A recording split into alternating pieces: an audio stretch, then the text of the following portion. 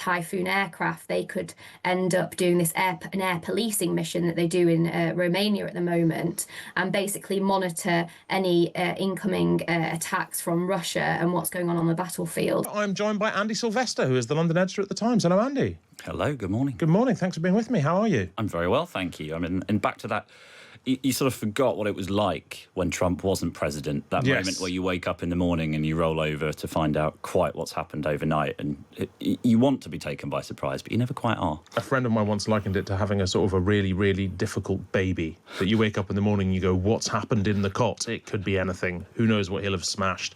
Speaking of which, let's kick off with all the news we've got to cover today. Donald Trump blames President Zelensky for starting the war in Russia. Speaking at the Mar-a-Lago press conference last night, Trump told Ukraine it should never have started the war with Russia, which was, of course, actually sparked by Russia's invasion. I think I have the power to end this war, and I think it's going very well.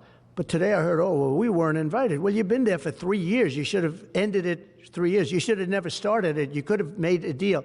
I could have made a deal for Ukraine that would have given them almost all of the land, everything, almost all of the land, and no people would have been killed, and no city would have been demolished, and not one dome would have been knocked down.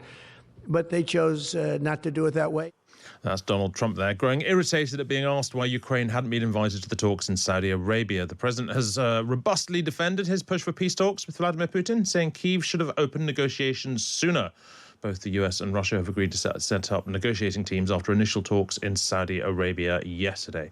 Andy, it's his indignation that is sort of surprising and bothersome. He's decided what he believes, and he believes it crossly. Yes, he does. And we keep telling ourselves that we need to take him seriously, not literally, and ignore all the noise out of Trump and focus on the objectives, focus on the outcomes. But when you do hear things like this, you do wonder if he's read the newspaper, because at no point over the past 25, 30 years, since the Soviet Union broke up, has Ukraine been the one threatening its neighbour to the east. This is not a thing that has happened. And I do think it's beholden on people to call that out, regardless of whether this might be leading to an outcome which could, I guess, save lives for now. Well, you'd like to know what he actually means by they never should have started it. What does that mean? Does it mean, because you've got to remember, this current phase of the conflict started with them sending troops all the way to Kyiv. Yeah, well, I can only assume that when he says they could have started it, they could have kept almost all the land. What he means is when the Russians moved to the border and looked big and scary, Ukraine should have sort of put the white flag up and said, why don't you have 20%? You can keep that bit and just leave us alone, which I think is insightful, I guess, into the personality of a man who has effectively made deals by being the biggest player throughout his business career. Yeah, I think that's exactly right. He was also talking about how not one dome would have been damaged. It's always real estate with that guy. The Times' defence editor, Larisa Brown, is also here. Hello, Larisa. Hello. Thanks for being with us this morning. Look, this will surely alarm the Ukrainian leadership even more than they were already alarmed, right? Oh, absolutely. I mean, his comments are just they're baffling, but they're also deeply worrying because, of course, they're just bear no sort of, there's no reality in them, and we've already heard. Well, I've heard from various people this morning who have told me that of course, obviously it's a lot of it's a load of rubbish. I mean, the idea that Zelensky's approval ratings are just 4%, that was one thing that Trump said, and that there needed to be a fresh election. Well, that's just not true. In fact, the latest data has shown that Zelensky has lost some support, but his approval ratings are still said to be over 50%. In fact, better than Donald Trump's himself. Wow, yeah. I mean, one always thinks with Donald Trump, perhaps he just agrees with the last person he heard from, and perhaps this is just what he says after reading exactly what Sergei Lavrov had said to Marco Rubio. Look, there was some talk that in more positive news, at least for us, Trump backed Britain's hopes of a European peacekeeping force in Ukraine if a deal is struck. What do we know? What's the latest on that? What do we know?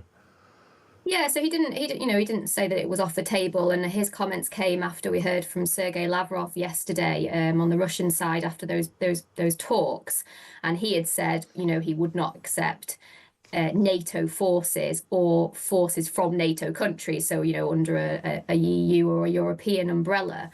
inside Ukraine. And then obviously Trump said that that was still on the table.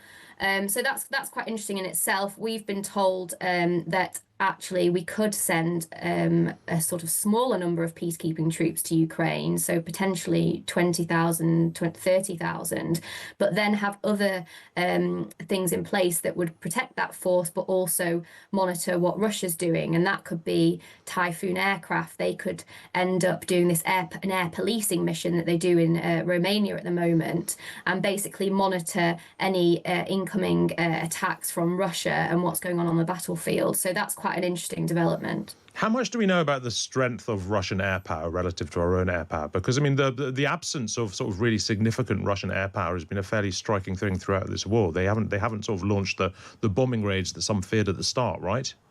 Yeah, in the early days, there were, we were talking a lot about air wars and the Ukrainians versus the Russians in the skies, and then obviously that dropped off quite a bit. And in sort of recent months, we're talking more about Russian aircraft dropping in, bombs, indiscriminate weapons. But it's less, they're now relying more on drones and, sort of throwing soldiers at the fight. Obviously, the UK is not envisaging a scenario in which they would be in some sort of dogfight with the Russians. But the point is they would have to be prepared to be in that scenario, because otherwise it's not an effective deterrence to Putin. And so any force that we send, whether it's troops on the ground or the RAF, have obviously got to, send a message to Putin that if you try anything, we will win, and therefore he won't want to do that.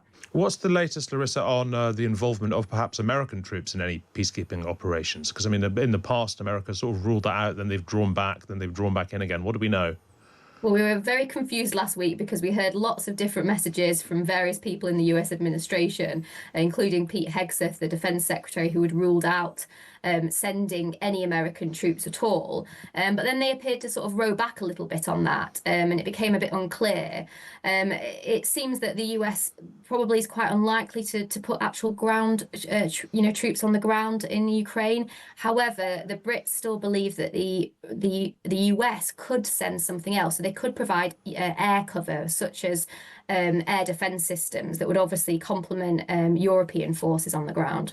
Right. OK. Look, finally, Larisa, you also have an alarming story in the Times today. The head of the army has shown his disgust after thousands of women have told of sexual abuse in the ranks. Tell us a bit about that, because that's a properly alarming story. Yeah, it's all really horrifying.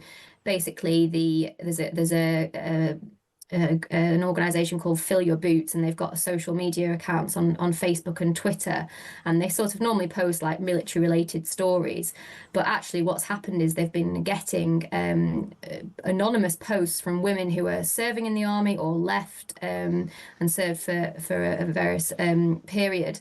They are now saying that they have been sexually assaulted, they've been harassed, they've been bullied, and this is still going on, and the army's not doing anything to stamp it out.